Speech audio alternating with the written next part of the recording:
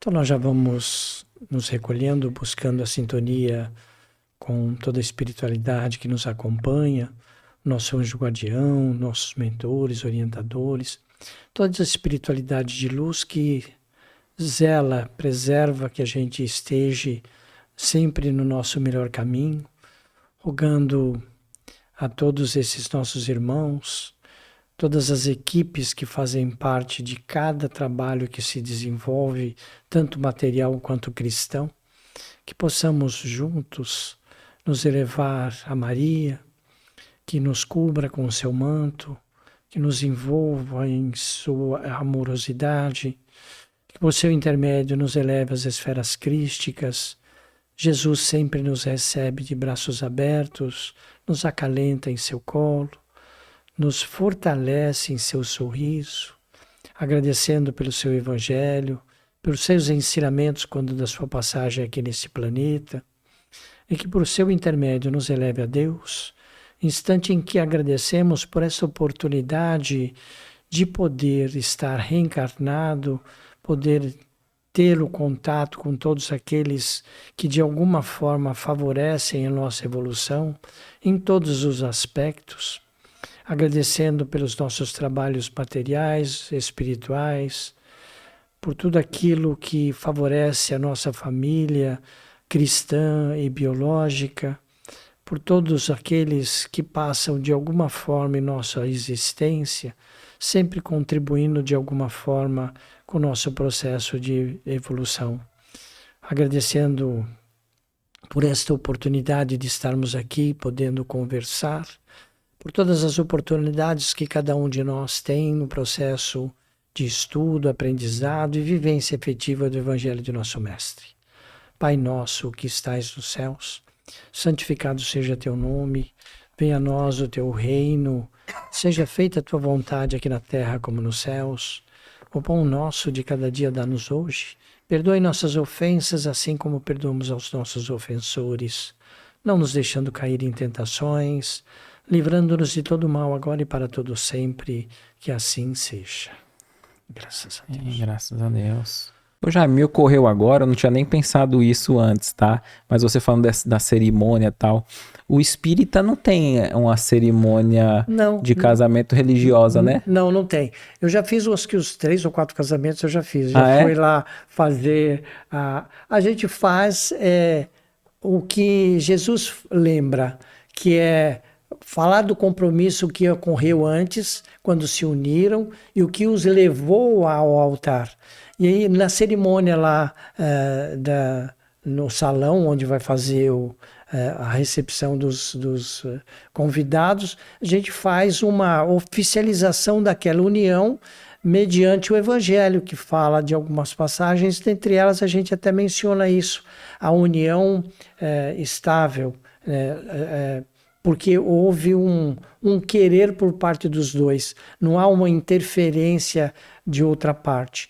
E aí a gente vai conversar um pouquinho também sobre o Livro dos Espíritos, que fala dessa união, que tem que haver um compromisso já selado na espiritualidade, em que de alguma forma, em algum momento, em algum lugar, aqueles espíritos vão se cruzar e vão despertar, né, diante da reencarnação, daquele processo reencarnatório, essa vontade de alguma forma se ajudarem mutuamente pelo compromisso que se tem.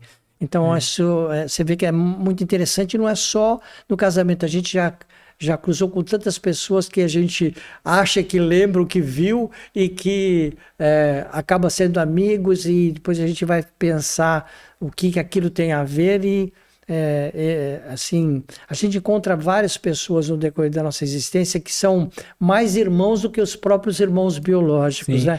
Que não são encontros, a gente sente que são casuais, são reencontros, né? São reencontros. Tem um compromisso. Porque ali que provavelmente em umas encarnações anteriores houve uma aproximação, houve alguma coisa nesse sentido, mas não foi por algum motivo efetivado. Então, perdeu naquela reencarnação a oportunidade de os resgates em conjunto.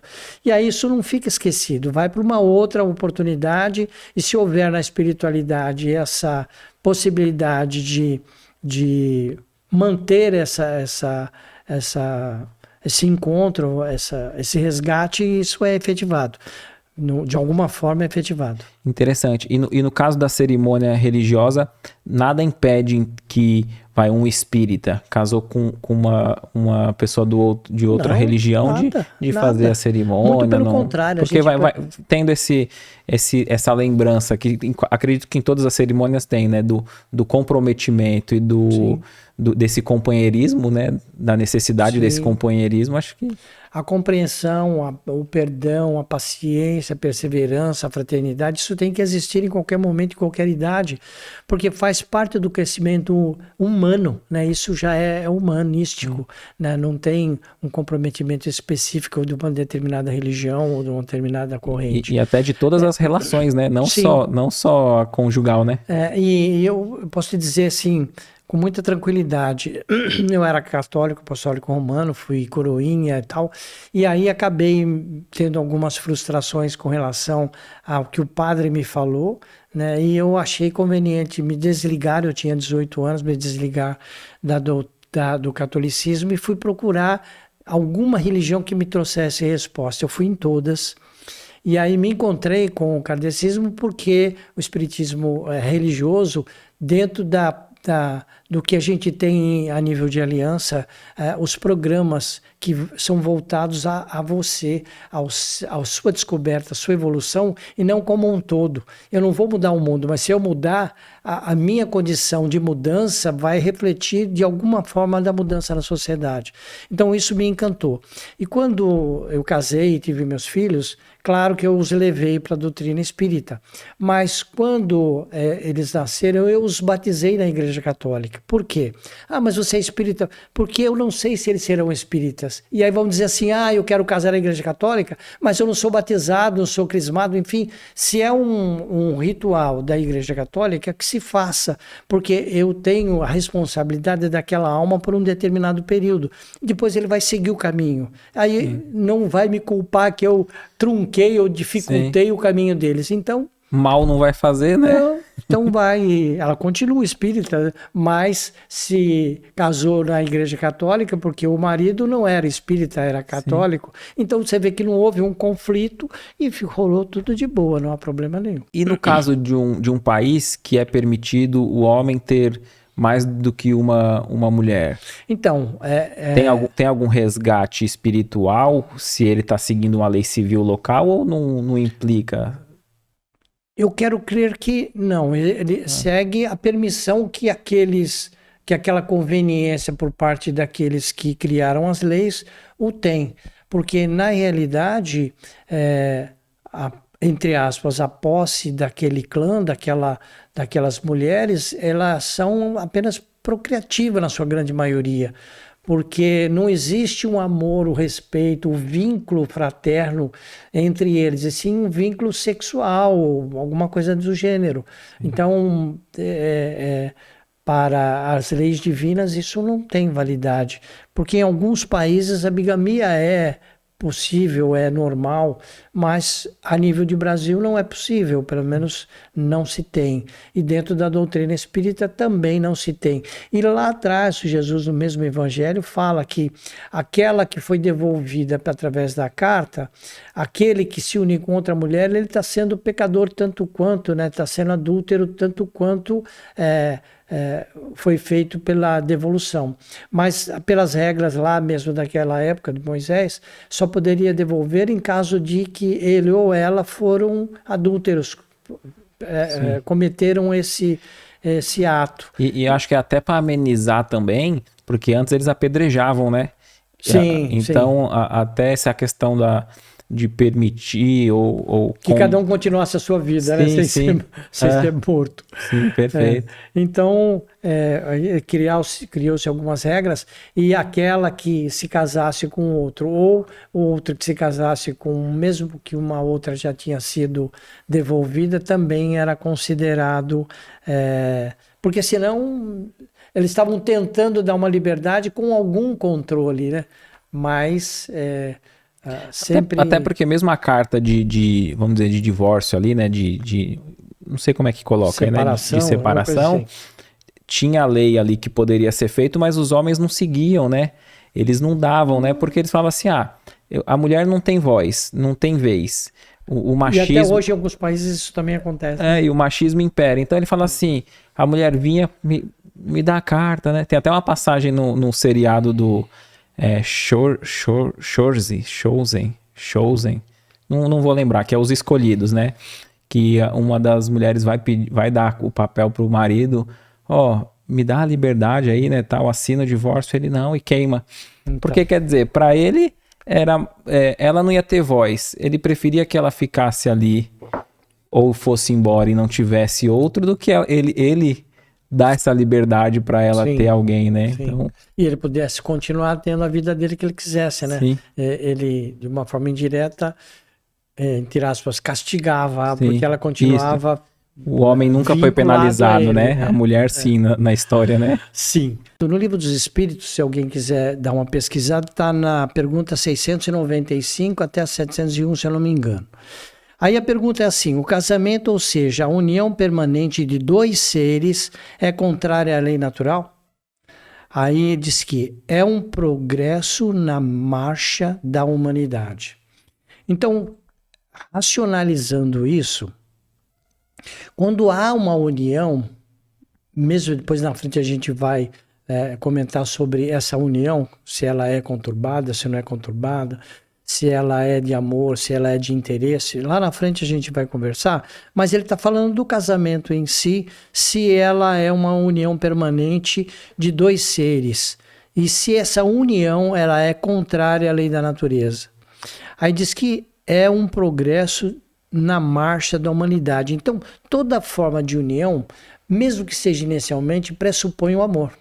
Então, se há o amor, há a intenção boa de vivenciar esse amor e dar a retaguarda e ser retaguardo por aqueles que têm esse compromisso.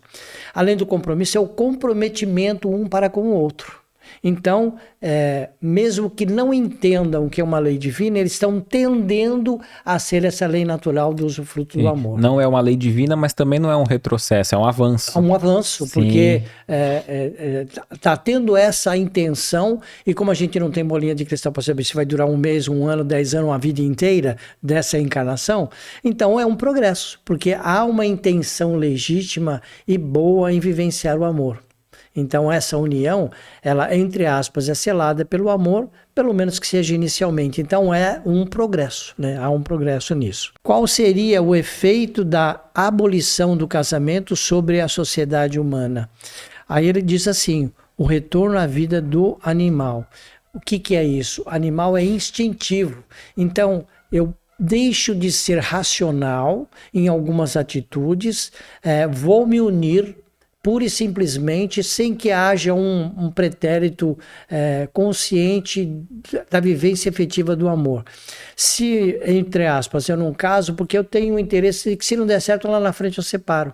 Né? Não foi algo efetivado. Então, se for levar do ponto de vista, o amor propriamente dito, ele não existe. Pode existir uma paixonite, né? Você fica muito apaixonado, você fica inubriado por aquela pessoa, encantado e vai viver junto ou vai casar, mas na realidade, se pura e simplesmente se juntam, é algo instintivo. Ele está mais voltado à beleza física, né? a algum atrativo que um ou outro, ou os dois tiveram. Então isso é uma evolução porque tende a uma união, mas não focado no casamento, e sim apenas em viver juntos. Então não focou inicialmente isso.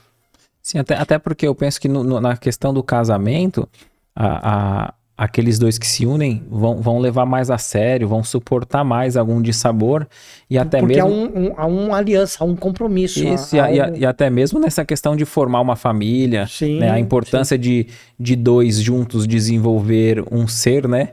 Porque se falar assim, vive livre, tá, tô com alguém aqui hoje, me aborreci, tô com outro, essa liberdade não ia ser saudável nem para as crianças que viriam para as próximas gerações, né? Então, não tinha referencial nenhum, né? Ficamos sem referencial. E aí, como complemento, ele disse assim, a união livre e fortuita dos sexos pertence ao estado de natureza. Da natureza. Sim. Não é de Deus. O casamento é um dos primeiros atos de progresso nas sociedades humanas, porque estabelece a solidariedade fraterna e se encontra entre todos os povos, embora nas mais diversas condições. Porque cada um tem uma regra para o casamento. Mas o que está interessando na lei divina é essa união pelo amor. É a intenção que se tem de fazer o outro feliz para que o outro feliz me faça feliz. Então há um interesse em vê-lo feliz porque você vai me fazer feliz. Essa é a troca, né, da afetividade. E tudo que vem por acréscimo é lucro, vamos dizer assim. Sim, né? Sim. Então acredito que deu para a gente entender o porquê dessa união. Tendo em vista que a gente está no mundo de provas e expiações, a doutrina nos diz que é um dos primeiros mundos ainda, né, na escala da hierarquia, da evolução dos mundos. É possível vivenciar um amor, a gente sentir enquanto encarnado um amor pleno um pelo outro?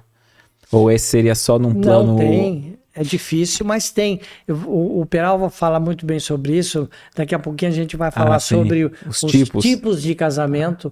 E aí tem que a gente vai falar sobre os casamentos transcendentes. Aqueles que transcendem o mundo do planeta Terra e estão num outro nível. Embora reencarnado pelo comprometimento que se tem nesse planeta de prova e expiação, tendendo à regeneração, por isso que está todo mundo de ponta cabeça e o mundo virando ao contrário, existem essas almas afins que já não têm muito compromisso entre si, mas que os dois juntos têm um compromisso maior com aqueles que estão à sua volta. Eu li, eu não sei se eu vou lembrar agora, eu li um livro, acho que é a Ivone Pereira que recebeu, né? Que são dois espíritos que reencarnam e eles não podem ficar juntos. E aí o pai dela não permite, né, que ela se case, e aí ela vive sozinha e ele vive sozinho numa outra comunidade, o homem. E nenhum deles se casa com ninguém. E ele, indo nessa outra comunidade, ele encontra um grupo de pessoas necessitadas e ele dedica a vida dele à caridade naquela região. E a pretendente, noiva, sim, que ele não pôde ficar junto, sim, também se dedica ao próximo ali no grupo comunitário dela. E aí, no final, conclui, né, o livro dizendo que ambos já tinham tido tantas existências juntos e tão afinizados um com o outro. Que já era transcendente. Que nessa encarnação eles já não precisariam. Se eles reencarnassem, eles iam ter aquela vida que todos iam falar, olha que casal bonito, ia ter, sim, uma vida do início ao fim, sem dificuldades. Mas aí o novo patamar, o novo desafio deles foi, agora vocês vão aprender a ampliar o seu amor. Porque amar perfeito. Acho que é nesse sentido que você quis dizer, né? Perfeito. Aí você colocou, eu lembrei dessa história. Então ele aprendeu a amar vários outros naquela comunidade que ele foi, sim, solidário, e ela do outro lado. E aí depois cada um se reencontrou. Crescendo ainda mais pelo processo de aprendizado com outros que estão também no seu processo de evolução, em que níveis, entre aspas, mais inferiores, precisam de alguém. Eu sempre digo que sempre tem alguém para nos dar a mão e você sempre tem a obrigação de dar a mão para aquele que está um degrau abaixo. Então todo mundo vai puxando todo mundo e eu também serei puxado pelo outro, o outro puxado pelo outro, e todo mundo vai evoluindo, porque estamos num degrau e que vamos passar para o outro degrau à medida em que eu sou puxado. E eu vou puxando os outros e todo mundo vai subindo para essa escada infinita e até chegar no reino do céu. Qual das duas, a poligamia ou a monogamia, é a mais conforme à lei natural? Aí os espíritos responderam, a poligamia é uma lei humana, porque foi criada para suprir as necessidades... Poligamia seria? Várias uniões. Tá. Né? E cuja abolição marca um progresso social. Então, à medida que há essa consciência e vai proibindo ou diminuindo as necessidades de terem vários casamentos ou várias parceiras ou parceiros, já é um progresso social, já estão canalizando para a necessidade da monogamia, de ser um né? Porque é aquele que vai suprir as minhas necessidades, é aquela que vai dar as condições de eu evoluir, de eu crescer, de eu me motivar a trabalhar, a fazer as coisas que têm que ser feitas. Então, o casamento, segundo as vistas de Deus, deve fundar-se na afeição dos seres que se unem. Na poligamia não há verdadeira afeição, não há mais do que sensualidade. Há uma atração física por algum motivo e isso pode até perdurar um bom tempo. Mas se a gente for ver também, por um outro aspecto, ela não é de todo, quando sanada, ruim. Porque quando vai havendo as cessações nesse sentido, houve uma reformulação mental e emocional de cada um envolvido na necessidade que se tem de ter raízes, de você criar um porto seguro e não ficar pisando em ovo, né? Sem ter um norte, porque eu não sei se vai perdurar isso, aí depois eu vou para lá e não sei se vai perdurar aquilo, fica bem emocionalmente as pessoas ficam fragilizadas. Então a tendência de terminar isso ou diminuir ou cessar isso é muito importante, porque vai voltando às origens lá do reconhecimento de que a união verdadeira é através do amor. E em alguns casos, né, aqueles que defendem, né, geralmente assim são homens que pensam nele com várias mulheres, também é um reflexo às vezes até do ego, da vaidade, sim, né? Porque sim, se ele falar que é a favor da poligamia, ele está pensando ele com várias. Mas ao contrário, geralmente eles não são favoráveis, né? Sim. De permitir que a sua companheira tenha vários. Porque a herança da sociedade machista, ela perdura. Sim. Mais camuflada, mas perdura, né? Até hoje isso, infelizmente, é assim. Para findar nessa parte, o impulso poligâmico do homem não é um instinto biológico, mas um simples resquício das fases anteriores de sua evolução. Entendi. Então, quando a gente estava lá no mundo mineral, na parte vegetal, no animal, e chegamos no hominal, a nossa busca agora e preparação, não sei por quantos séculos a gente vai levar, é para o angelical. Então, um ser mais puro, mais fluidificado, menos egoísta, mais fraterno, amoroso com tudo e com todos. Então, vai sofrer muitas transformações? Vão. Vai ter muito sofrimento, ranger de dentes, como dizem? Vai. Porque num mundo, num planeta que há 2000 anos vive voltado ao materialismo, não quero dizer com isso que a gente não tenha que ter, mas que seja, como o próprio Evangelho diz, o indispensável, aquilo que faz da minha necessidade o suficiente. O resto é tirar de outros o mínimo do outro, né? Então fica muito complicado isso. Aí a avareza e um monte de outros que a gente chama de defeitos, né, de personalidade. Como o Chico Xavier fala, aquilo que está sobrando na minha casa está faltando em alguma outra. Em alguma outra. É isso aí. Nesse livro, né, do Estudando a Mediunidade do Martins Peral, no item 18 fala sobre o espiritismo e o lar. E aí ele conta de uma historinha de um casal que o marido desencarnou e ficou por ali, ajudando de alguma forma, porque ele achava que tinha um compromisso além, né, um compromisso de alma. Então, ele estudando isso, né, em alguns casos de matrimônio que constitui a união, não é exclusivamente de corpos, ele resolveu fazer algumas classificações dos casamentos.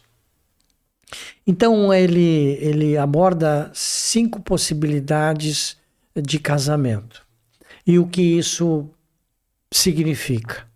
Então ele colocou como acidentais, o primeiro casamento acidental, que é um encontro de almas inferiorizadas por efeito de atração momentânea, sem qualquer ascendência espiritual. Então não tem um vínculo assim, é um comprometimento espiritual reencarnatório. Não é isso.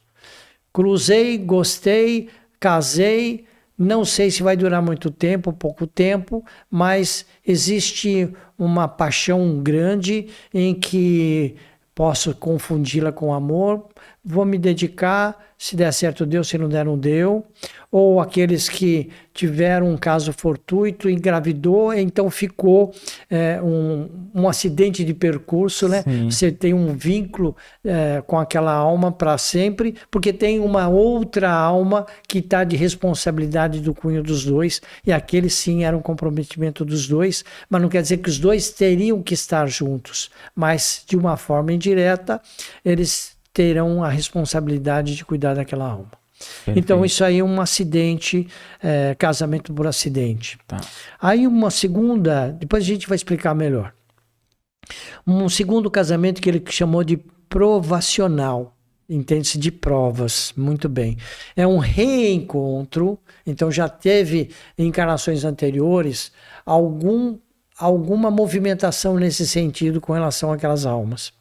Então, é um reencontro de almas para reajustes necessários à evolução de ambos, não é de um.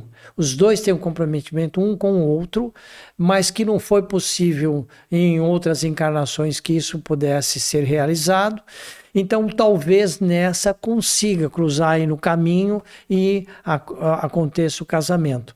Mas, como estão em reajuste, nada garante que a coisa vai dar certo, desde que eu me dedique e ela também se dedique a isso.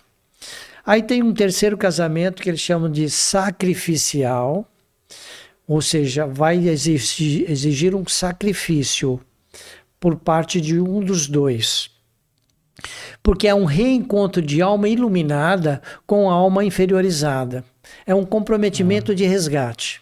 Então, com o objetivo de redimi-la. Buscar, vai comigo juntos, você vai evoluindo, eu vou aprendendo contigo, mesmo que você não tenha o entendimento que eu tenho, mas humildemente eu vou te conduzir. Perfeito. Mais ou menos assim. Seria o caso, como exemplo, que a gente usa sempre o exemplo do livro do Nosso Lar, do André Luiz, né? Quando o André Luiz encontra com a mãe dele no plano espiritual e ele indaga para a mãe dele sobre o pai. E aí ela diz, o seu pai está em zonas trevosas, umbralinas, porque ele está vinculado ainda no umbral com as suas duas amantes. E eu tento auxiliá-lo, só que ele falou que para ele reencarnar. Só que ele pede que ele só reencarna se for para ter eu novamente como sua esposa. Uhum. Então ela, que já estava numa condição espiritual mais evoluída, acima até do Nosso Lar, tanto que ela descia, vamos dizer assim, né, para o Nosso Lar, e o André Luiz não podia ir até onde ela estava, dada a condição dele, né? E aí ela disse que vai fazer um planejamento, vai voltar, casar de novo, novamente com ele, e ambos vão receber as duas amantes como filhas. Então seria nesse caso disso, né? Ela não necessitaria no planejamento dela reencarnar naquele momento. Mais evoluído, né? Mas também para ela, o compromisso dela é com ele em resgatar e com em mudar a situação dessas duas amantes para que elas possam, num processo reencarnatório, fazer diferente do que fizeram na encarnação anterior. Isso tudo realmente é muito aprendizado, é muito lindo, né? Perfeito. Muito legal. Perfeito. Aí tem um outro chamado Afins, que é um reencontro de corações amigos para que consolidem esse afetivo. Então, de amizade, no processo de evolução, virar um comprometimento entre os dois e entre todos aqueles que estiverem à sua volta. Porque cada um tem uma afinidade, mas que juntos ampliam essa afinidade, né? Então, não é conflituoso, mas os afetos, tanto recíprocos quanto do entorno, são favorecidos nesse reencontro. E um quinto casamento que eles chamam de transcendente. São almas engrandecidas no bem e que se buscam para realizações imortais. Então isso já é algo assim.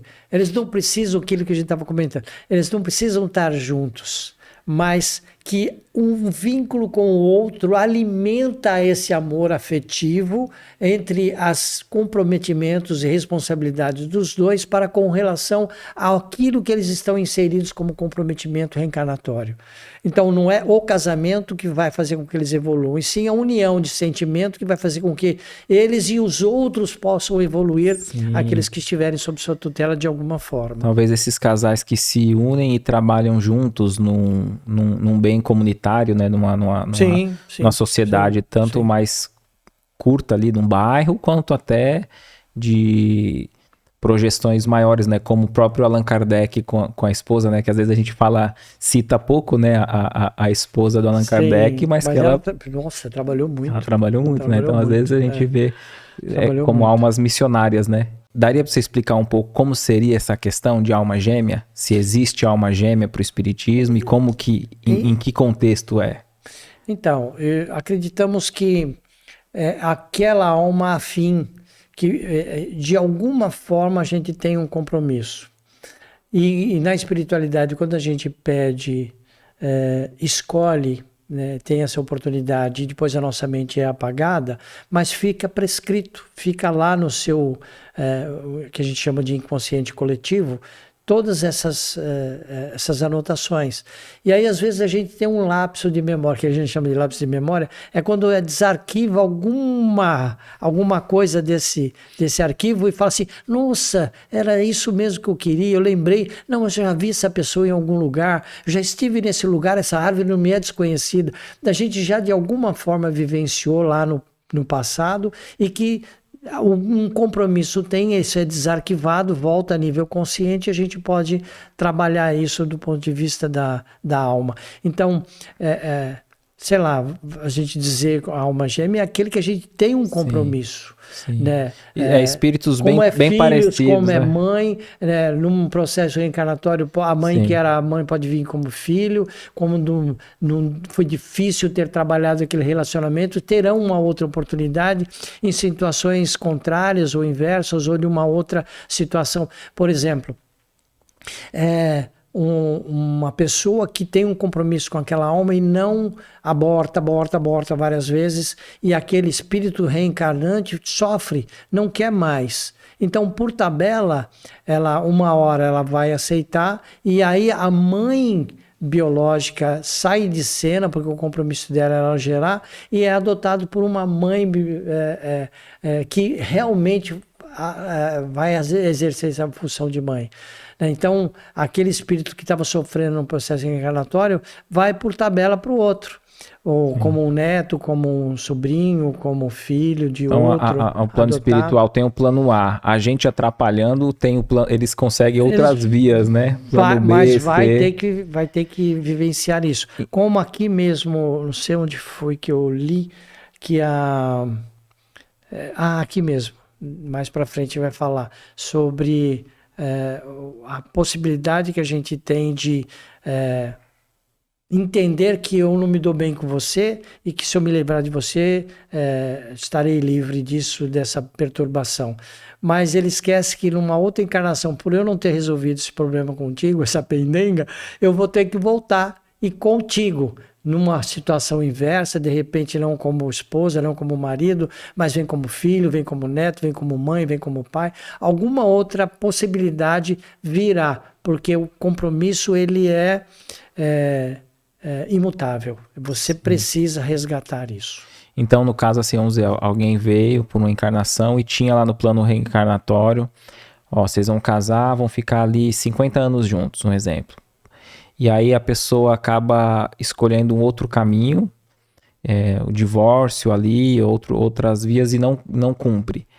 Pode ser que aquele período, até a pessoa pedir o divórcio e divorciar, aquele período já foi suficiente, ou eles ainda vão ter que estar... Sim.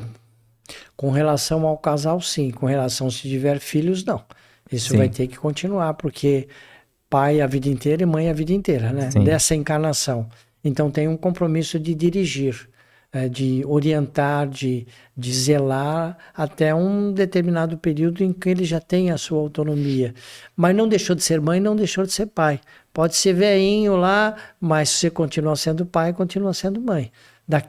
aquela alma encarnada que vai ter um determinado período. A gente também não tem posse desse período. Sim. Você pode perder seu filho muito recentemente, mas a sua condição de ser o gerador e o provedor daquela alma, você o fez. Foi até um determinado período que ele tinha que ser. Como espíritos que precisam reencarnar apenas para refazer perispírito. Então vem anencefálicos, tem um período para recompor o perispírito de um período intrauterino ou pouco tempo depois de extrauterino. Mas aquela mãe, ela tinha por obrigação de ajudar aquele espírito a ser reformulado. Então aquele período é pequeno. Embora ela sofra, ficou um tempo e a sensação de ter perdido o filho, mas na realidade ela foi mãe, ela foi aquela que auxiliou aquele espírito a se reorganizar fisicamente, entre aspas, e aí voltar para a espiritualidade, para uma nova programação, e aí sim, já bonitinho, recuperado de todo e qualquer... centelha que não seja divina. Ô Jaime, você esclareceu muito bem a questão da alma gêmea, né? Nesse sentido do espírito afim, que eles têm afinidades e se unem e tal. E eu me lembrei de uma pergunta que fizeram na página, de uma moça que falou, eu já estou numa idade mais madura, eu ainda não encontrei minha alma gêmea.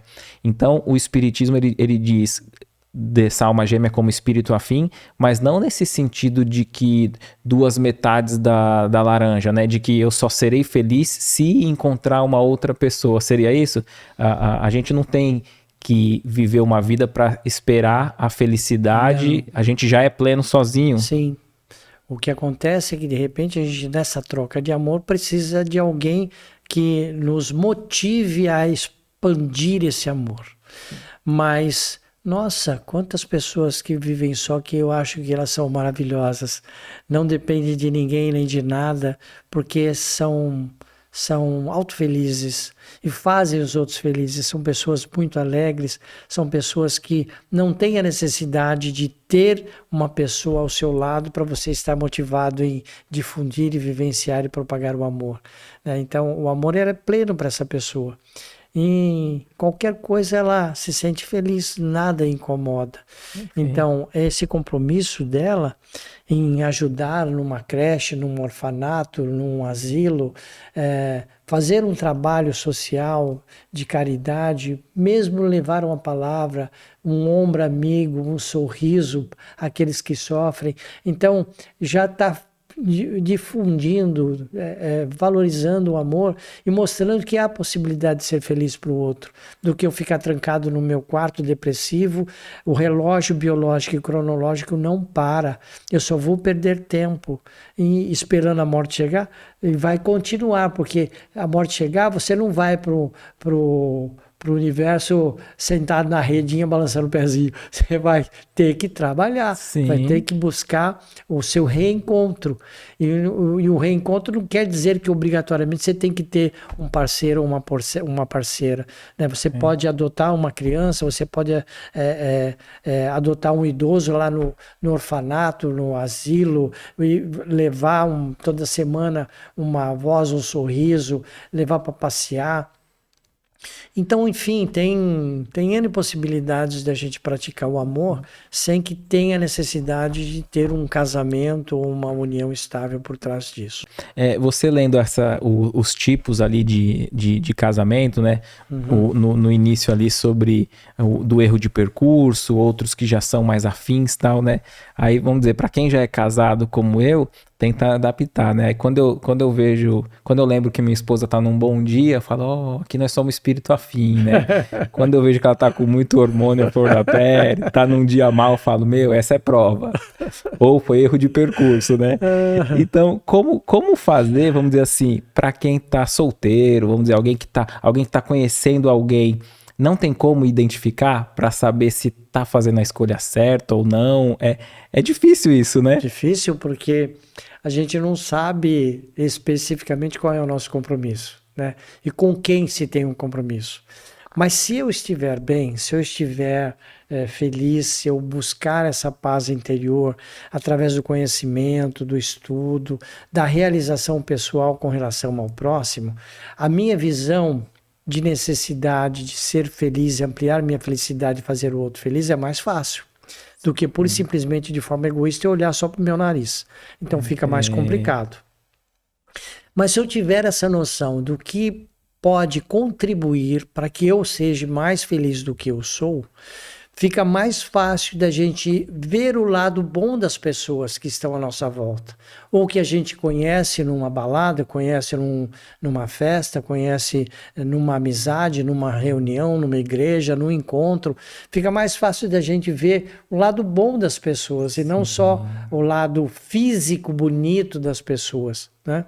Tem pessoas que não são tão perfeitas fisicamente, mas têm uma alma muito limpa, uma alma muito bonita, gostoso de sentar e conversar. Você esquece do horário, você já conversou 2, 3 horas, você continua conversando porque é uma pessoa muito legal, uma pessoa muito simpática, que transmite uma paz, e isso eu me sinto bem ao lado dessa pessoa. Então quer dizer que aquele caminho que eu estou levando pode não ser com aquela pessoa, mas é o correto, porque me fez feliz e faz com que eu faça as outras pessoas também felizes. Perfeito, eu acho que até só desse fato, né, você colocando do interesse, se conhecendo e parando para refletir, né, o que está me atraindo no outro, né, tanto a mulher com o homem e vice-versa, porque vamos dizer, se for, acho que até fala no Evangelho, na união por interesse, né, quer dizer, se eu tenho um interesse mais material, e eu não admito, né? Até mesmo internamente. Então, juntou-se ali. O dia que aquele casal mudar o patamar, se por acaso acontecer e perder os recursos financeiros, então perdeu o amor, porque não era amor, né? Então, um casal que se une pela beleza física, o tempo e a lei da gravidade vai fazer seu trabalho, né? As coisas vão caindo. Vão caindo, vai tendo ruga. E aí, quer dizer que aí já vai perder o interesse um pelo outro, né? Sim. E você falou um aspecto interessante, que é a conversa, né? Então, se a pessoa estiver pensando em todos esses aspectos, né? Pô, o outro é bom bater um papo, quer dizer, o papo vai ser bom até, independente da fase da vida, né? Por isso que a gente diz do período de namoro, é justamente isso, o conhecer um outro perfil, uma outra situação que a gente não conhece dessa pessoa. Então, a cada segundo a gente conhece a pessoa, porque ela também é diferente, tanto quanto eu sou diferente. Então, essa pesquisa ela é infinita, porque a cada segundo que a gente tem uma oportunidade diferente do que teve anterior, com certeza vai ter uma reação diferente daquilo que eu conhecia, ou que ele conhecia. Então, vai dando para a gente entender se nessa continuidade, se 1 ano, 2 anos que a gente está convivendo, mantém esse nível de evolução, de entendimento, de aceitação, se é explosivo, se não é explosivo, se é amoroso, se é carinhoso, se enfim, todas as possibilidades que cada um tem. Um perfil acha, né, qual é o homem ideal, qual é a mulher ideal, a gente não tem isso quando novo, né? Sim. Então, acredito que as chances de, entre aspas, de errar são menores. Sim. Mas, como a gente não sabe se o nosso comprometimento com aquela alma ela é de curta duração, média ou longa duração, enquanto durar eu vou fazer o meu melhor, independente de julgar se vai ou não dar certo, não tenho bolinha de cristal. Perfeito. Mas o importante é que a gente seja o melhor que se pode a cada segundo, porque aquele segundo já passou. Se eu magoei, não tem como desmagoar, né? Porque eu já falei, não tem como, perdão, já magoou. Pode até perdoar, mas a sua agressividade físico-verbal, emocional, não importa, ela já ocorreu. Se você magoou. Não é? Agora você vai ter que reconquistar e provar que aquilo foi instintivo, sei lá, foi imediatista. Persistir para que não faça novamente, né? Isso, essa é a vigilância no processo de evolução. E você citou esse período de namoro, noivado, que é para se conhecer e já vislumbrar se para uma união ali, uma relação de curta, média ou longa duração. É interessante, né, que para alguém que vai contratar alguém para a sua empresa, Período de experiência. Faz período de experiência, faz uma entrevista, qual é o objetivo, o que você quer, o que não quer, para aceitar. E alguém que vai entrar na nossa vida, quer dizer, a gente tem tido mais critério, às vezes até nas relações sociais de trabalho, e quando é para escolher alguém que vai dividir uma intimidade, vai dividir uma existência, às vezes a gente acaba deixando de lado, né? E aí depois a gente observa esse número de divórcio. Vai ter que conviver com isso, O Espiritismo não fala que é contra a separação. O Espiritismo diz que a gente tem que batalhar a cada segundo o nosso melhor e facilitar o melhor do próximo. Mas se é sofrível uma situação em que eu não evolua porque estou sendo de alguma forma... subjugado? Alguma forma não facilitarem o meu crescimento, ou eu evitar que o crescimento do outro, e eu não tenho essa reflexão, eu não tenho o direito de fazer a outra sofrer, porque nós não temos posse de nada. Deus nos emprestou o nosso corpo, nos emprestou todas as situações que a gente passa como empréstimo. A gente não é dono de nada, nem do próprio corpo. Então, essa reflexão, para quem não tem, fica mais difícil e acha que de uma forma egoísta você é minha mulher, né? Você não é dono de nada, né? Para começar também, não é mulher, é uma esposa, porque ela está compartilhando com você. É uma pessoa muito especial, porque você a selecionou, você a escolheu, e vice-versa. Então, não tenho posse, não é minha, né? Convivemos, compartilhamos, dividimos, né? Não é o meu filho, ele está sob minha tutela, né? Ele está sob minha responsabilidade, mas eu não sou dono, eu não tenho a posse. Porque se pensar assim, o filho cresce, casa e não dou valor às escolhas dele, não o motivo a escolher melhor se assim for conveniente, mas aceito as suas escolhas porque é um espírito que está com um compromisso com aquela outra alma. Então eu tenho por obrigação de recebê-la, porque também, se não é meu compromisso, é compromisso dele. Então eu tenho que fazê-lo entender que eu aceito, eu gosto, tanto quanto, independente de qualquer coisa.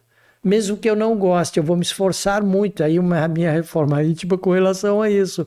Mas eu preciso que aquela alma que foi colocada inicialmente sob minha guarda continue sendo feliz. E tudo aquilo que a gente passou de informação, que foi exemplo nosso, tem que ser bom, tem que ser moral, para que eles tenham a continuidade disso. Senão vou cobrar algo que eu não fui exemplo. Perfeito. Não fuma que faz mal, e eu fumo. Que moral eu tenho de cobrar para meu filho não fumar?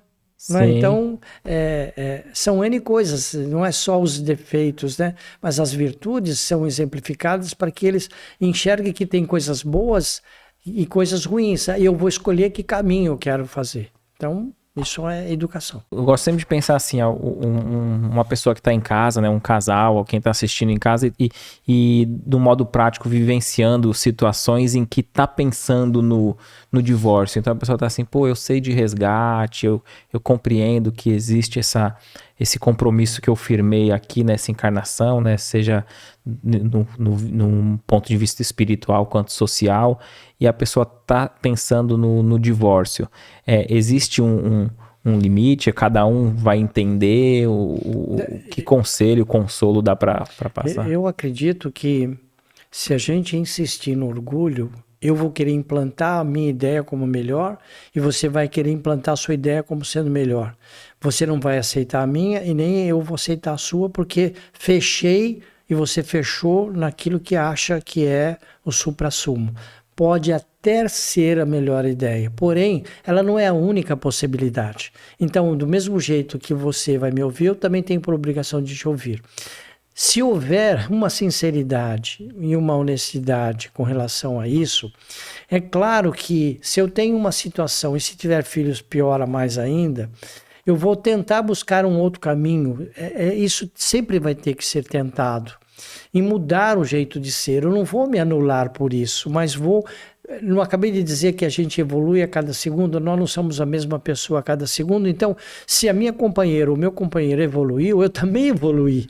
Então eu tenho por obrigação de enxergar muito mais além do que eu estou enxergando agora. Agora, se eu continuar sendo egoísta, eu vou querer impor, vou querer implantar, vou querer que seja do meu jeito, e às vezes chega a um determinado ponto que o limite é a gota d'água no copo cheio. Então, acredito que sempre o diálogo, não o monólogo, né? É importante que haja qualquer família, entre irmãos, entre pai e mãe, entre pai e filho, mãe e filho, pai e filha, existe sempre o Édipo, então é importante que a gente tenha essa consciência de que a melhor coisa é tentar.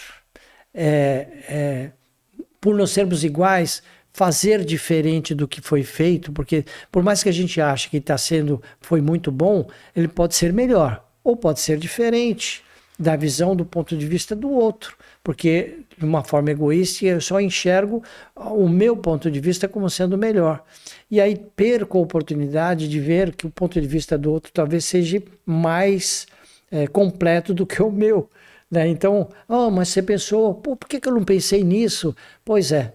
Ele teve uma outra oportunidade, com outras amizades, com outra visão, num outro trabalho, enfim, algo que faz com que eu acrescente alguma coisa para você. E vice-versa, você também traz, puxa, que legal que você fez, hein? Muito interessante. Isso pode contribuir para que a família possa, aos poucos, reestruturar e ser o exemplificador para os filhos.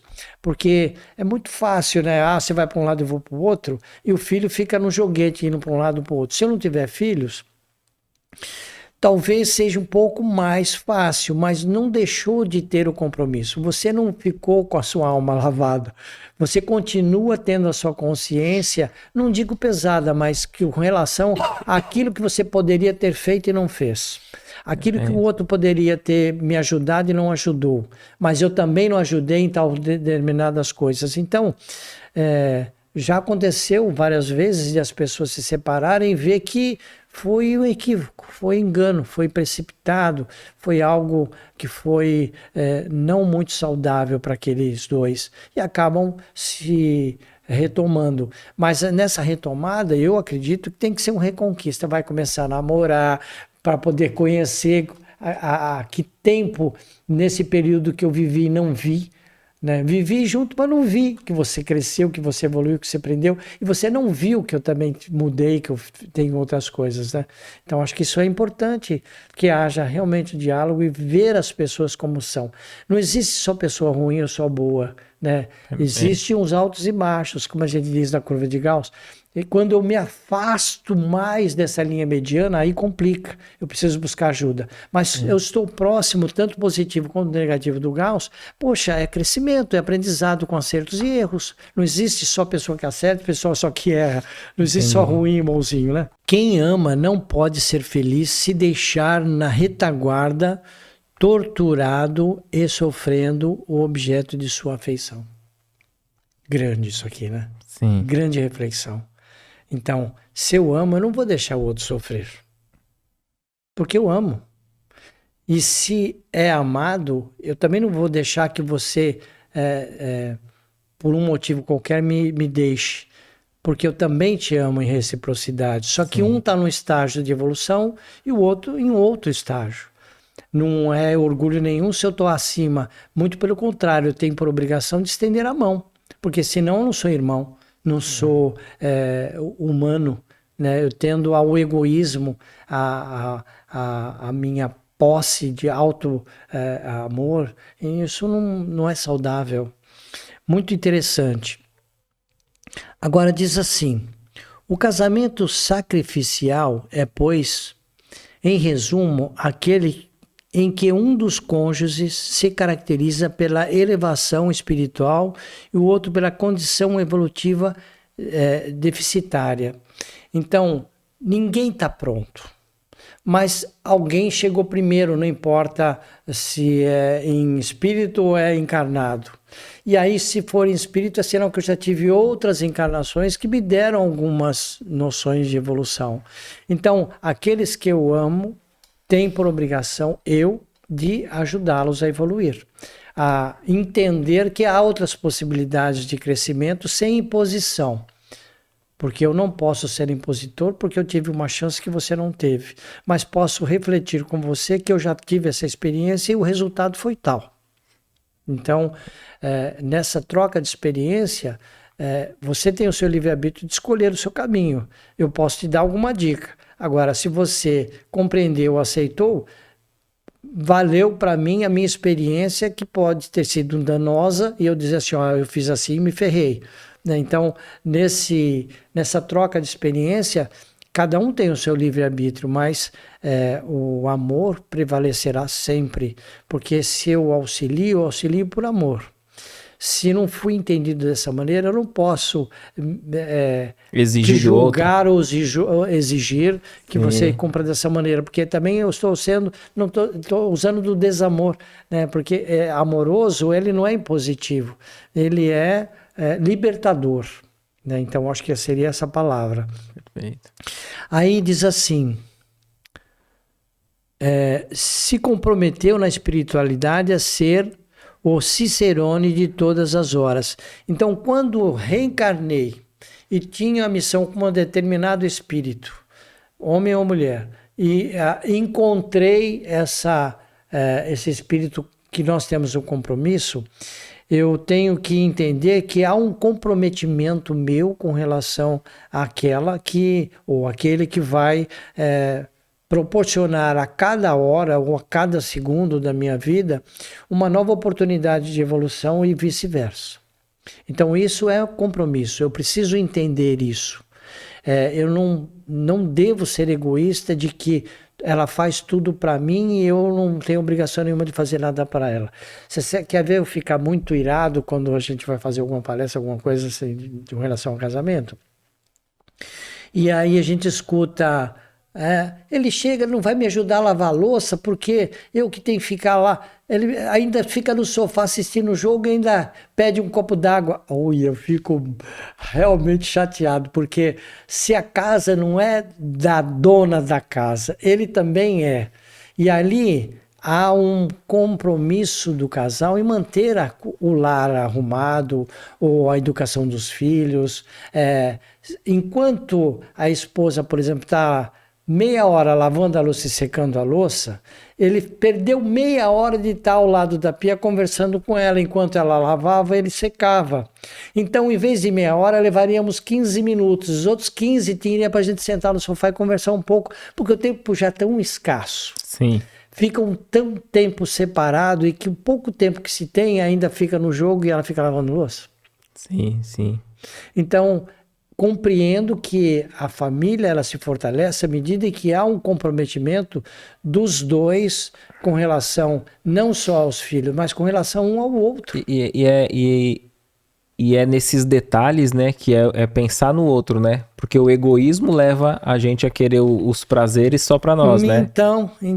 Então, quando se fala de casamento provacional, ou seja, de prova, é que duas almas se encontram em processo de reajustamento. Eles vão se encontrar para se reajustar a algo que não foi oportuno em outras oportunidades. Necessário ao crescimento espiritual, são os mais frequentes. Hoje, segundo Peralvas, esses casamentos eles são mais comuns quando são de provas mesmo. E aí ele na frente fala assim, existem tantos lares onde reina a desarmonia, onde impera a desconfiança, onde os conflitos morais se transformam, tantas vezes em dolorosas tragédias. Aí eu lembrei de inúmeras tragédias que matou por amor, né? Quando foi para cadeia porque ela queria separar para ir morar com outro, ou sei lá, algumas coisas assim que a gente escuta aí nessas passagens pelas reportagens. Então a gente vê que no afã da justificativa do amor cometem-se dolorosas perdas, porque tirou da outra a oportunidade de buscar essa felicidade ou de juntos buscar um outro caminho que pudesse ser melhor do que aqueles que até hoje não foram bons, não foram saudáveis. Então, os de prova precisam ser muito atentos, porque a gente acha que prova é só coisa ruim, né? Mas as coisas boas também provocam a mudança no ser humano. Então provocam as reflexões, mas se houver a proposta de sentar aqueles 15 minutos que era de secar a louça no sofá e discutir o que não está legal, eu acho que não é discutir, é conversar, né? Porque a gente não vai discutir, a gente vai conversar não como uma imposição de um monólogo. Você está aqui que você vai me ouvir agora, né? Não vai rolar muita coisa, mas de uma forma sutil, porque você conhece o seu marido ou conhece a sua esposa, você vai, como diz aí, comer a sopa pela beirada, né? Você vai falando, dando um exemplo, como é que foi seu dia, para ele, loló, e aí chega aquilo que hoje aperta seu coração, ou que há uma insatisfação, como uma reflexão em pensamento em voz alta. Então, acho que aí ajuda bastante as pessoas a crescerem, a evoluírem, a se ajudarem, a compreender, porque às vezes fazemos ou falamos algumas coisas de forma sem ter experiência, impensadamente, né? Somos impulsivos e às vezes não é bem aquilo que eu queria falar, mas no afã falei algo que não era para falar, então, não tinha essa tradução. E aí nesse momento a gente falou, feriu o outro e aí o outro, ou nós, né, ficou ali muito magoado, acertou na gente. E aí, pra gente é algo grandioso quando o outro nos fere. E a gente tem certeza que o outro percebeu. E aí não há esse diálogo, quando não há esse diálogo, fica sem a conclusão, né? E a gente às vezes não vai lá e não... Eu tava vendo até uma dica de casais, assim, falando assim, não diga o que aconteceu, diga como você se sente emocionalmente, aí você pode me corrigir se eu estiver errado, frente a esse caso. Então, sugere-se assim, né? Que fala assim, ó, aquele dia eu fiquei magoado, fiquei triste, porque aquilo que você fez, não gostei. A pessoa, nem percebi e tal, e se resolve, né? Porque a gente às vezes pensa que tem certeza que o modo que eu vi aquela cena foi exatamente como o outro também a percebeu, né? E quem fere não é do mesmo de quem foi ferido, né? O grande problema nesse exemplo que você deu é que ninguém leva... Como é que se fala? Leva desaforo para casa, não é? Então, mesmo que esteja ali na hora, se você fala, eu retruco, se eu retruco, você retruca, e a voz vai aumentando e ninguém escuta ninguém. Sim. E todo mundo fala tudo aquilo que está magoado, acumulado, de repente aquilo foi a gota d'água, não tem nada a ver com aquilo que tu falou. Eu não fiquei magoado com aquilo que tu falou, fiquei magoado com aquilo que foi lá atrás e que a gente não retomou. Então, um dos dois, como diz o outro, desculpa o termo, vai ter que abaixar a orelha.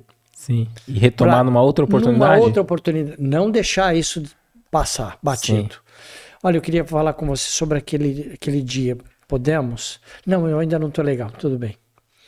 Vai levando. No outro dia, olha, podemos retomar aquele assunto? Podemos. Então, muito bem. Então, por favor, deixa eu dizer o que eu senti, o que eu vi, como é que eu estou, e depois você fala o que aconteceu.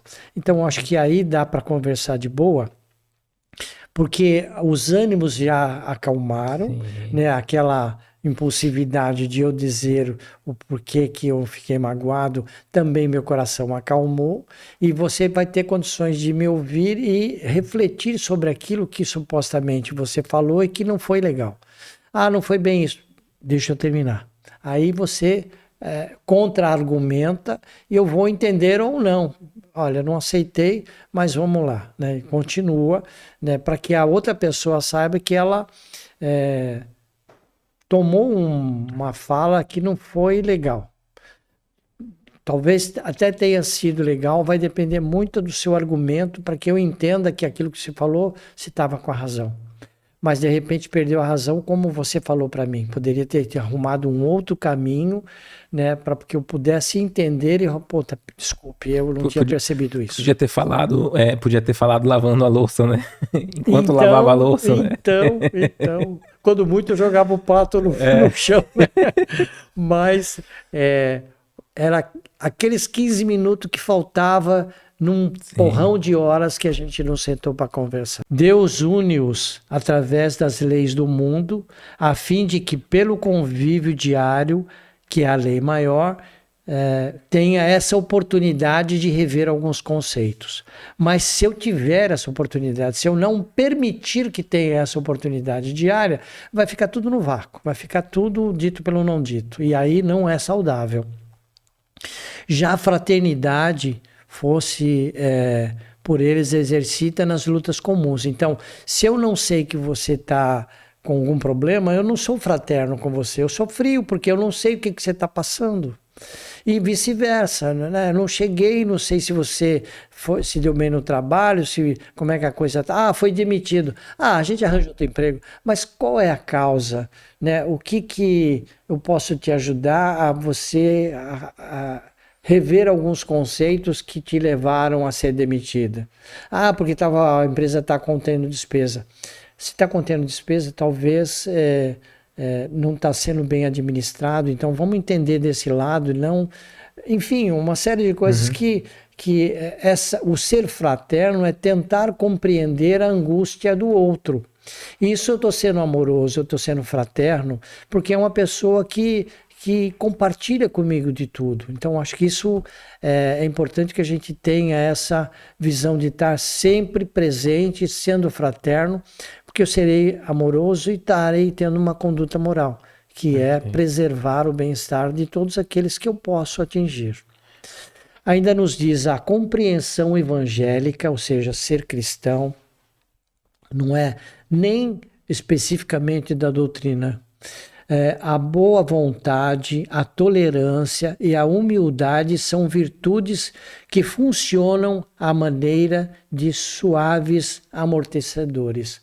Então, tudo aquilo que é pesado, que nos deixa o ombro arriado, né, a mente cansada, querendo fugir de tudo e de todos, a doutrina, as religiões como um todo, e especificamente aquela que faz com que a gente reveja alguns conceitos pessoais a cada segundo, ela pesa menos, sabe? Porque a gente deixa de culpar o outro e tenta encontrar dentro de nós as respostas para aquilo que a gente precisa aprender para refazer alguns procedimentos. Isso é reforma íntima, né? Perfeito. Então, acho que isso vai servir, como ele diz aqui, de amortecedor. A gente não acha tão pesado o fardo, porque encontramos caminhos e justificativas para melhorar aquela condição, de torná-lo mais leve.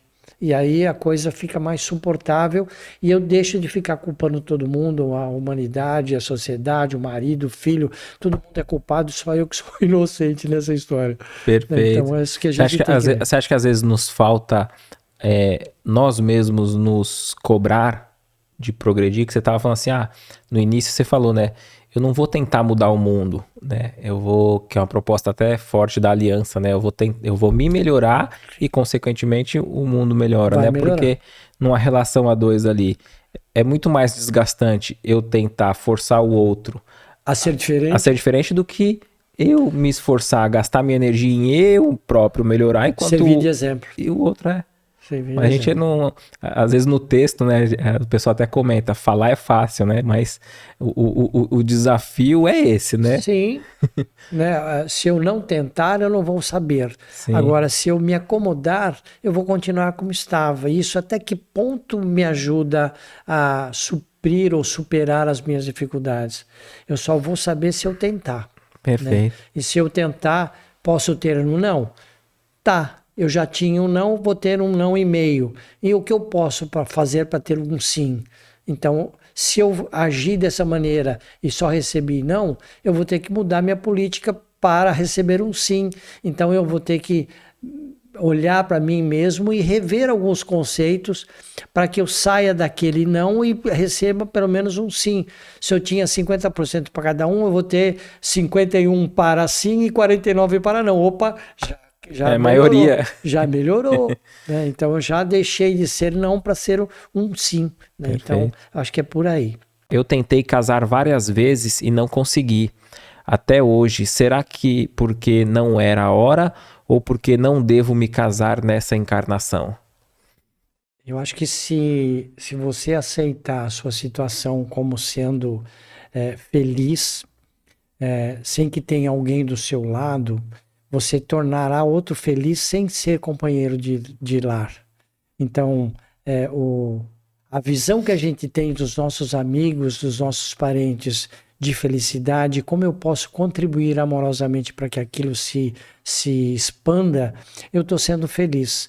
Eu não preciso necessariamente ter uma companhia, ter uma pessoa do meu lado para ser feliz. Eu conheço várias pessoas que enviuvaram e que têm os seus grupos de amizade, saem talvez com uma pessoa específica, mas continuam vivendo só, porque acham conveniente ter a sua privacidade, ter a sua liberdade, sem que interceda ou interfira também na privacidade e na liberdade do outro.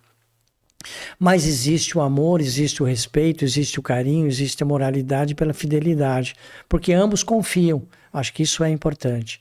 Então, o seu caso, eu acredito que não tenho bolinha de cristal, eu não vou poder dizer, e nem talvez você, nessa encarnação, diga, era para ficar só, ou porque o meu compromisso não era com uma determinada pessoa, e de repente ela é global, é com várias pessoas. Então, não sei, nunca é tarde, né? Eu fiz o meu mestrado, eu tinha 59 anos. Então, se não é tarde para estudar e a gente melhorar a nossa condição, eu conheço pessoas que, com 60, 70 anos, encontraram uma pessoa, uma companhia agradável. Então, não quero dizer que é o caso dele, mas eu acho que se a gente se propor a ser feliz fazendo o outro feliz, não tem barreiras, não tem quatro paredes, né? A gente vai buscar essa felicidade. Perfeito, interessante. E não deixar de se amar nunca, né? Porque se a gente se ama, se cuida, as chances de encontrar alguém, né? Que tem uma frase que diz assim, né? Eu não devo correr atrás das borboletas, devo cuidar do meu jardim para que elas pousem, né? Isso, é mais ou menos nesse sentido, né? Exato. Se eu ficar trancado em casa, na minha depressão, no meu filme, na minha vida, ninguém vai saber que tu existe. Mas se você for para um shopping, se você for para uma balada, você for para um restaurante, você viver e demonstrar que vive feliz, você vai atrair pessoas que têm a mesma necessidade que você de ser feliz. Então essa complementação da felicidade, ela vai existir. Perfeito. Porque eu vou estar mostrando ao mundo, sem ser fingido, de que eu sou feliz, porque eu estou fazendo alguém feliz, de alguma forma. Né? Levar uma contribuição no orfanato, no asilo, numa casa de estar. Acho que isso é um bom exemplo de a gente se dedicar ao próximo, porque eu tenho essa condição, graças a Deus. Quero saber sobre o casal ter o mesmo tipo de doença. Conheço um casal e a esposa faz 3 anos que faleceu de um câncer no pâncreas. E agora o marido descobriu o mesmo tipo de câncer da esposa e ele está em tratamento. Qual que é a relação? Provavelmente isso é um compromisso que existe entre eles de compartilhar isso. Essas almas, elas tinham... porque a Igreja Católica não fala na tristeza, na alegria, na doença e na saúde. Então, acredito que... a igreja tenha essa noção do processo reencarnatório. Então, essas almas tinham que ter, por algum motivo, essa vivência, essa cumplicidade, e que, como cada um é uma alma num estado evolutivo, o físico também tem uns que aguentam mais do que o outro, outros tem um desgaste maior do que o outro, enfim, essas coisas. E tem um período que foi pedido. Não é o casal que pediu. Cada alma, no seu processo reencarnatório, né, como espírito, pede aquele compromisso. Que pode ser... tem uma história que um espírito determinado foi convidado para reencarnar. Não, legal, vou reencarnar. Então chega aqui, vamos lá. Começaram a fazer a programação reencarnatória e começaram a dizer um monte de coisa que ele precisava fazer. E chegou num determinado período e falou assim, não, eu não vou conseguir fazer isso. Vou ter minha mente apagada? Vai. Não, eu não vou conseguir fazer isso. Então, vamos combinar? Quando eu tiver 35 anos, por eu não ser humilde, eu quero sofrer um acidente e perder as mãos, porque aí eu vou ter que desenvolver a minha humildade, pedindo para alguém pôr água na minha boca, pôr comida na minha boca, me ajudar na minha limpeza, na minha higienização. Eu vou ter que ser humilde e impedir que isso aconteça. Então anotaram lá que ele sofreria um acidente e perderia as 2 mãos. Aí ele reencarnou e continuou vivendo, mas ele era um cara muito amoroso, ajudava todo mundo e não foi pedido isso, era próprio da alma evolutiva dele reencarnado. Quando chegou nos 35 anos, ele realmente sofreu um acidente, só que perdeu um dedo. E continuou vivendo a vida dele como se fosse nada tivesse acontecido, ajudando, sendo ajudado. E aí, quando ele foi prestar contas na espiritualidade, quando ele desencarnou, falou, mas aqui estava dizendo que você ia sofrer um acidente com 35 anos e perderia as 2 mãos. Você perdeu? Não, eu perdi só um dedo, que não me atrapalhou absolutamente nada. Eu continuei ajudando todo mundo que precisava. Então, por isso, justificou que ele foi atendido naquilo que ele precisava, mas não com tanto rigor da espiritualidade, porque ele já estava sendo muito filtrado, já estava desenvolvendo desde o seu nascimento a humildade. Perfeito, excelente. Deixa eu te perguntar, Jaime, pode acontecer, não sei se é esse o caso ou não, mas assim, de um casal que se ama muito, aí desencarnou e com uma determinada enfermidade.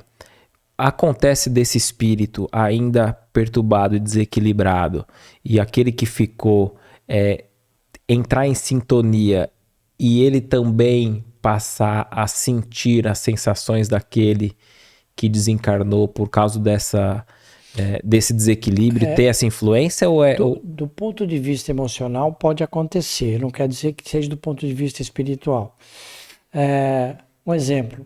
Minha bisavó morreu de câncer, minha avó morreu de câncer, minha mãe morreu de câncer, eu vou morrer de câncer.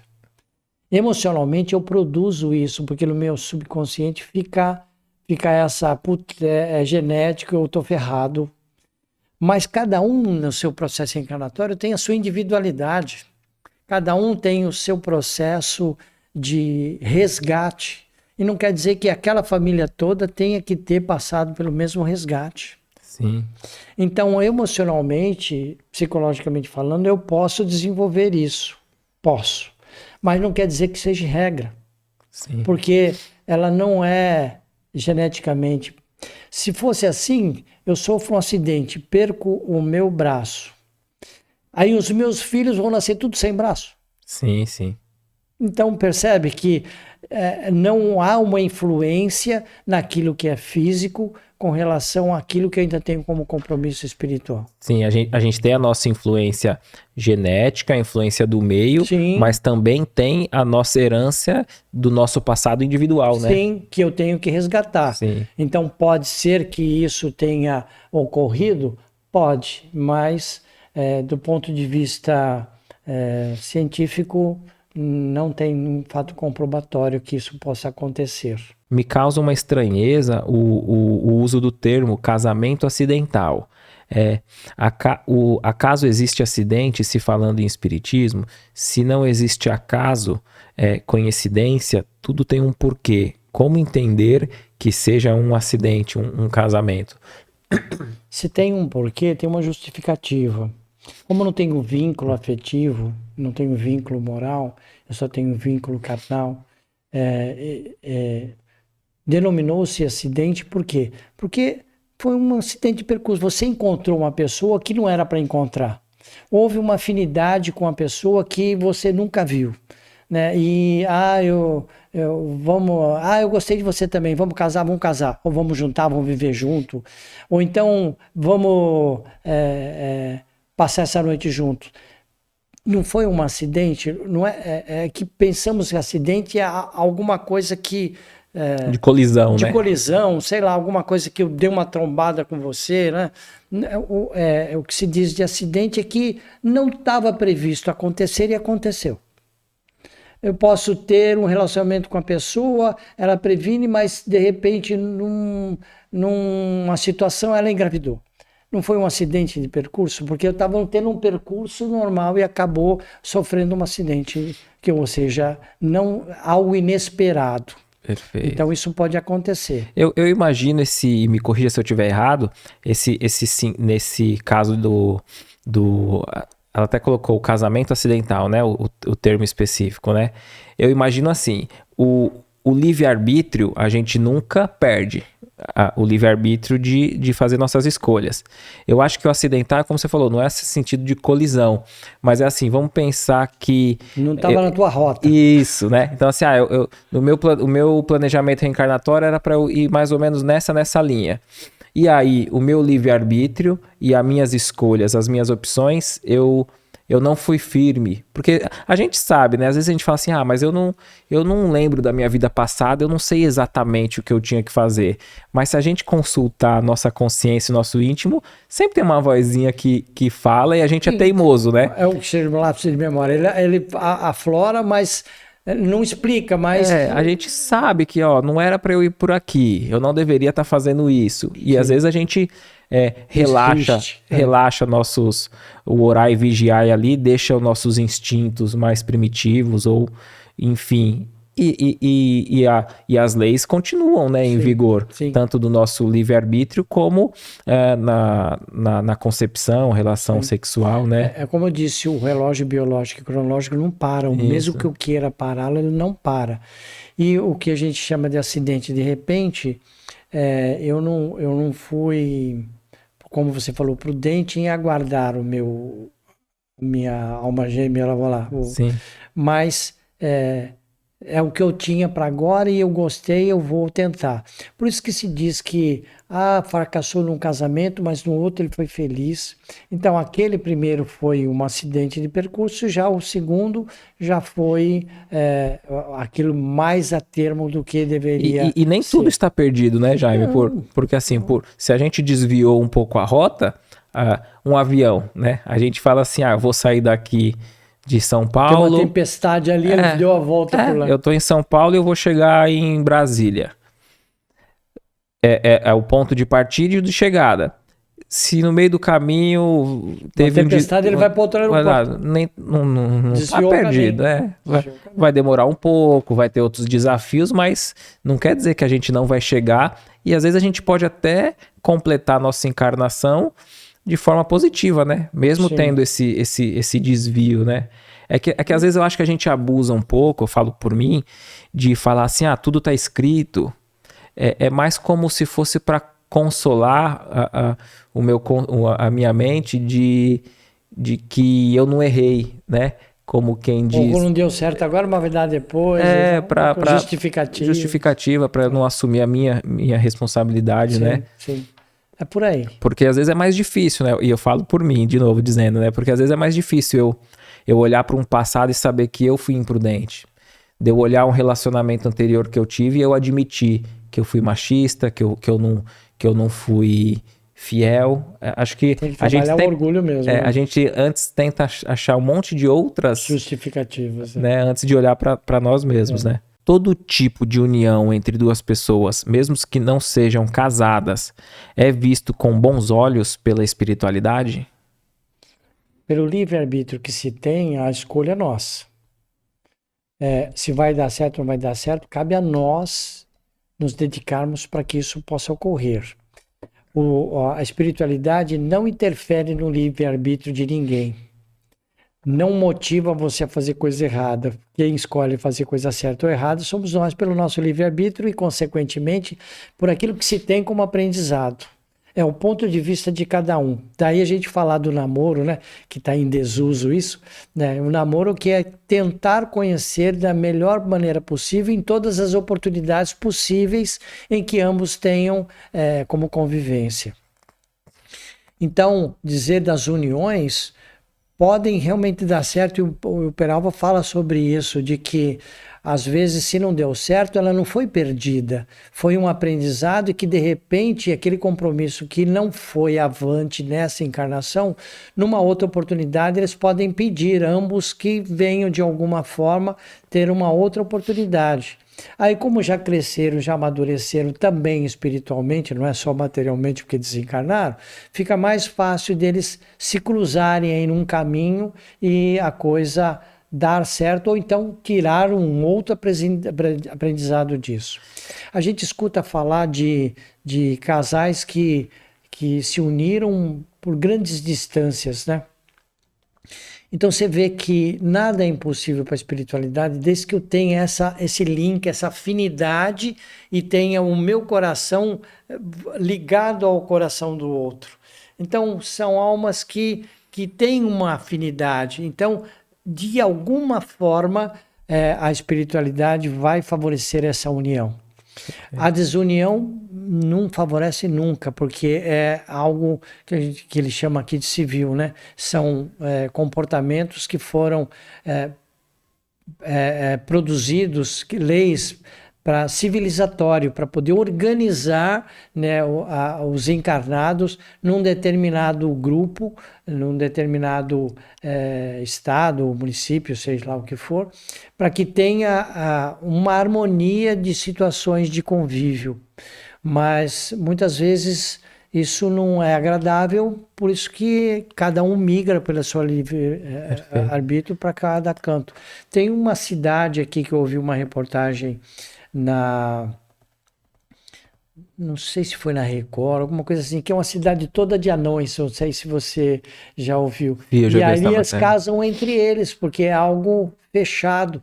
Então fica sempre perdurando o nanismo e ao mesmo tempo algumas doenças, porque tem um cunho genético da biologia, né? Entre primos, entre irmãos, sei lá, algumas coisas assim.